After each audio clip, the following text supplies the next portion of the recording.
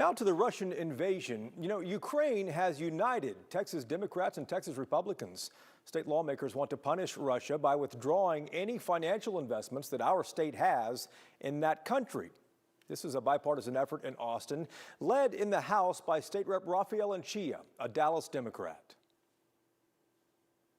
Mr. Chairman, welcome back to our program. Let's start with a basic question here. How much financially is Texas exposed to Russia right now? Thanks for having me, Jason, and good morning. I chair the Pensions, Investments, and Financial Services Committee, and we've been working on a bipartisan basis with my vice chair and also the chairman of the International Relations Committee to identify the total scope of magnitude of the investment. So far, the pension funds that have responded to our requests have identified about $660 million worth of financial exposure to Russia. We're working in concert with our friends on the Senate side, and we think that number is going to grow. The effort legislatively is really going to be composed of three things. One, legislation to divest, modeled on our bills that we passed related to Iran and Sudan. It's also going to involve interim charges where we're going to bring the pension funds before us so that they can detail what kind of exposure we have, the liquidity of those exposures, how we can amortize the investments that we made to get Texas out. We're the ninth largest economy in the world, bigger than Russia's, and we have a role to play in the collective effort among states and nations to punish Russia for this aggression. And obviously, it takes time to physically get this money out, these investments out. The stock market in Russia has been closed since the invasion began. The ruble has collapsed. Essentially, it's fallen 30%, I believe.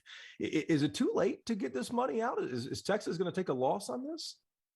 No, the goal is to not do that. I mean, depending on the liquidity of the asset, there will be an amortization schedule, and we want to make sure that our pensioners are not hurt as a result of this. Yes, Russia's suffering, and there's no question about that. And I'm glad because people need to feel pain to make their dictator feel pain. And Texas has a role to play. We want to make sure that our annuitants and our teachers, our employees in the state who have contributed to their pension funds will be held harmless. And last thing, is this going to take legislation to physically divest this, or is this something that the pension funds can do on their own? They'll be able to do it on their own. We want to give legislative guidance on this, on how to do it. So our annuitants, our teachers, our public employees are held harmless. But they can do it on their own. We're going to be having hearings during the interim so that committees like mine and our International Relations Committee can give them guidance about how to get out of these investments. And just to clarify also, how soon might we start getting out of these investments? Well, the hearing should kick off during this interim. We're past election season, our primary election season, and before November, you're going to see activity on this during the spring and summer very, very quickly. Chairman Anchia, thank you very much for the time. We appreciate it. Thank you, my friend.